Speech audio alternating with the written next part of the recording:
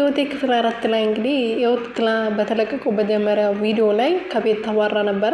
የባቢ እናትና እህት እንግዲህ እሱ በሌለበት ከቤት አባሯት ነበረ። ልክ ከቤት ሻንጣውን ጠቅልላ እየወጣች እያለ መንገድ ላይ አግኝቷት ወዴት ነው የምትሄጂው? ህይወቴ ፍቅሬ 4 ዓመት ሙሉ ስጠብቅሽ የነበረው ዛሬ ጥለሽ እንድትሄጂ ነው ድጋሜ ብሎ እንግዲህ ወደ ቤት ጎትቶ አምጥቷት እንዴት እንደዚህ ታርጊያለሽ?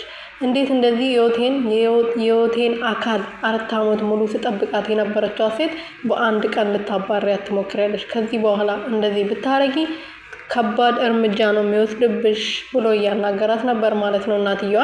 እናትየዋ የእንጀራ እናቷ ናት እንጂ እውነተኛ እናቱ አይደለችም። ዋናው ቤቱ ንብረቱ እንዳለ የእሱ ነው።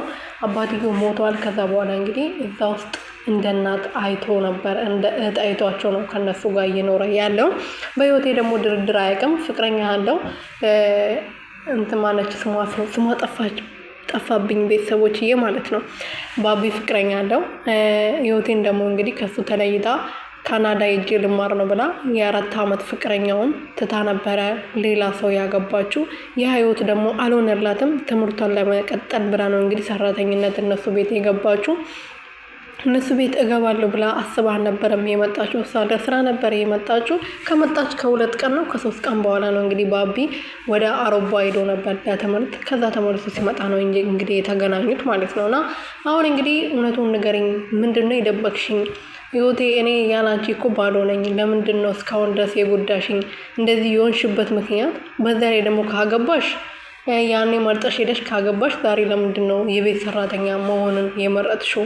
ለምንድነው እየደበቅሽ ያለሽው? ንገሪኝ ብሎ በተደጋጋሚ ቢጠይቃትም ስለማይጠቅምህ ይሄን ነገር ልነግርህ አልችልም፣ ምክንያቱም ምንም ስለማይጠቅምህ ያለፈ ታሪክ ነው። ይሄ ታሪክ ውስጥ ደግሞ አንተ መግባት የለብህም ብላ እየተናገረች ነበረ።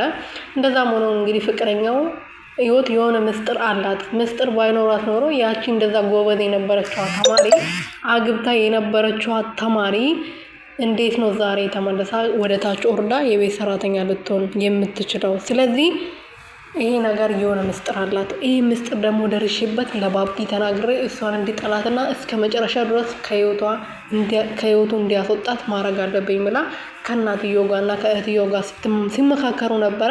እናትየው እንግዲህ ከዛ ቤት አልወጣም ስትል ዛሬ እንግዲህ በመጨረሻም በቢላ ልትወጋት ነበርና ከዚህ ቤት ውጪ ከልጄ ተፋጪ፣ ያለበለዚያ እደፋሻለሁ ብላ ስታናግራት ነበር። ህይወቴም ደግሞ እሺ እወጣለሁ፣ እኔ ምንም ነገር አልፈልግም፣ ለስራ ብዬ ነው የመጣሁት፣ እባክሽ እትዬ ምንም አታርገኝ ብላ ስትማጸናት ነበር ማለት ነው።